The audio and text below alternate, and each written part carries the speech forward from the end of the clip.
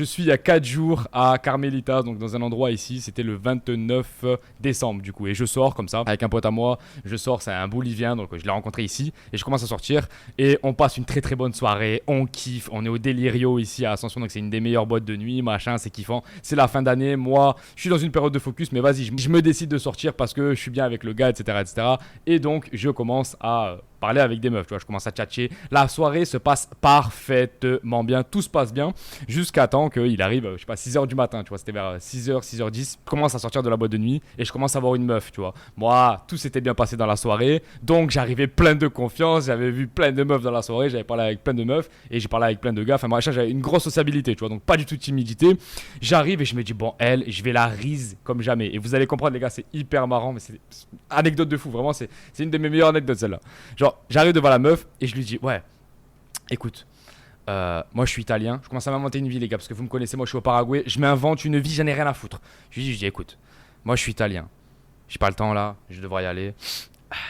Je te jure, je fais comme ça, je te jure, je commence à faire des trucs comme ça. Oh, je me suis tapé une barre, je commence à me taper une barre tout seul, frérot. Et je commence à rigoler, je commence à dire, je t'explique, là je vais rentrer, je te trouve très jolie. Écoute, donne-moi ton numéro, je t'envoie un message dans la semaine, tout se passe bien, tout est nickel et on va se capter. La meuf, je me suis dit, vas-y, elle va rigoler, mon pote il était mort de rire, machin truc, je fais un peu des actions en mode, tu sais, je fais des trucs comme ça, tu vois, bien pour faire le mec et tout. La meuf elle me regarde, elle rigole, elle prend mon téléphone, elle me donne le numéro, avec un cœur, elle me met le numéro. Elle me met son nom, le numéro de téléphone avec un cœur. Je me dis, wesh, frérot, elle a mis un cœur, machin truc. On est mort de rire. On rentre en taxi. Et du coup, la semaine se passe. Donc, moi, je reprends le travail, machin. Tu connais, frérot, le focus revient. Faut travailler. YouTube automatisation. Premier lien en description. Si tu veux lancer des chaînes YouTube sans montrer ta tête et donc générer des salaires comme ça, juste avec YouTube, mais sans montrer ta tête, juste avec l'intelligence artificielle, tu vas dans le premier lien en description et tu as un lien. Tu cliques dessus. Tu vas t'apercevoir que ça a une putain d'opportunité. Tu as des niches comme l'anxiété, tu as des niches comme l'alimentation, tu as des niches sur n'importe quoi et tu peux gagner énormément d'argent. Donc, va, premier lien en description. Va voir. Et donc, du coup, je fais ça. Je commence à continuer à me former, j'ai toujours mon coaching en cours, etc. J'ai plein de trucs à faire. Et je reçois un message, du coup, hier, je reçois un message, donc du coup, là, on est le 3.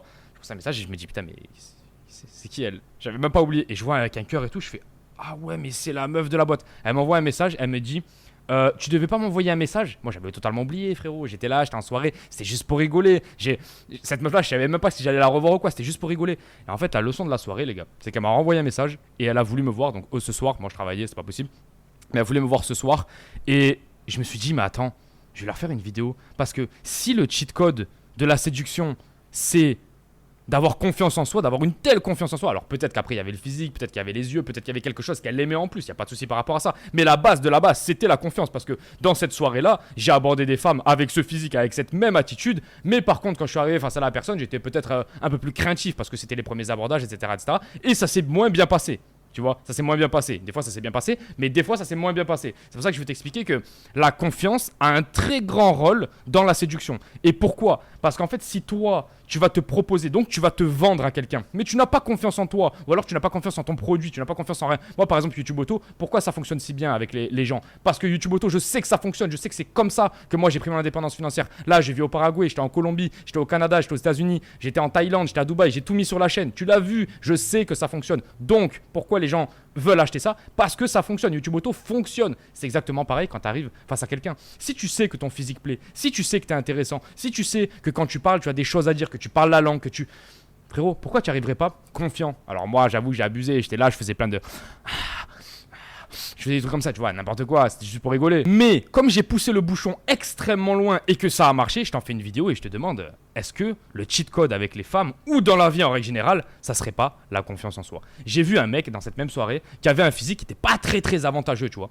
Il avait une attitude qui était un petit peu confiant en lui et c'est pour ça que moi à la fin, j'ai voulu tester ce défi-là parce que j'avais vu ce mec-là toute la soirée et il était avec plein de meufs. Donc je me suis dit putain, j'ai passé la soirée avec un mec bizarre comme ça, avec un physique un peu, le mec il était petit, il faisait 1m65, 67 et il gérait toutes les meufs. J'étais en mode putain mais c'est pas possible. Ne me dis pas que c'est juste la confiance comme ça qui fait que ça marche. Et j'ai essayé et ça a marché.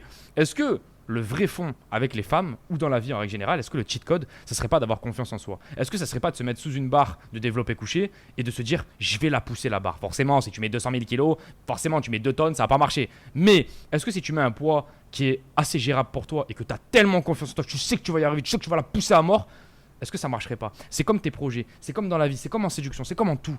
Est-ce que tout ne résiderait pas dans la confiance en soi. C'est vraiment une vidéo où je vous fais un peu une question ouverte. J'ai vraiment envie que vous me donniez vos anecdotes, etc. par rapport à ça.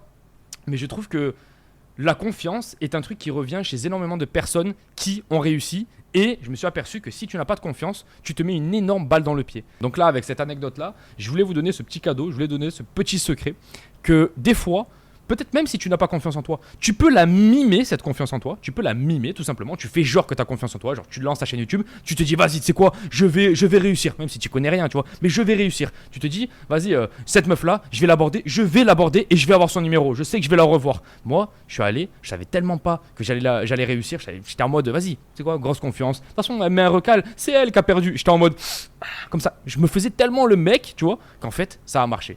Est-ce que le vrai truc, les gars, ne réside pas tout simplement dans l'attirance que les gens peuvent avoir envers nous quand on se respecte?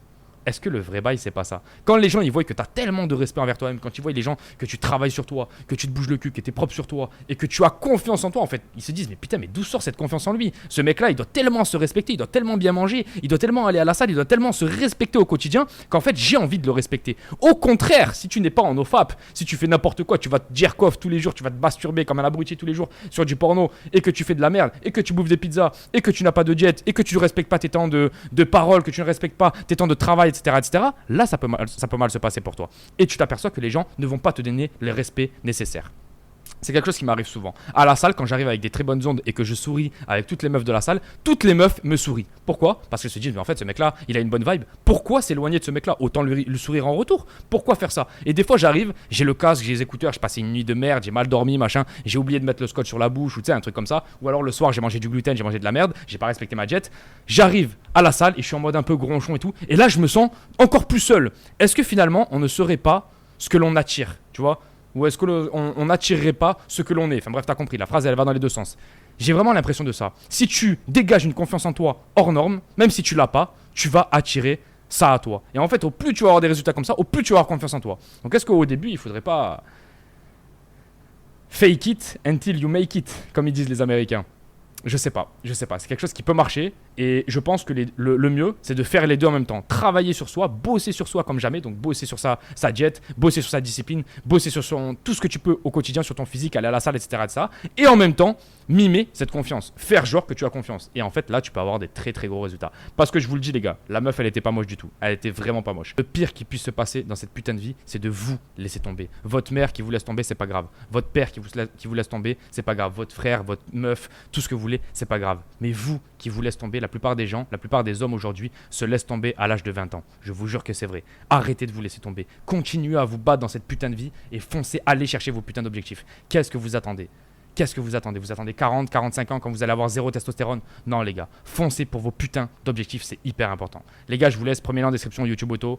On se laisse et pensez à ce que je viens de vous dire. Ciao les gars.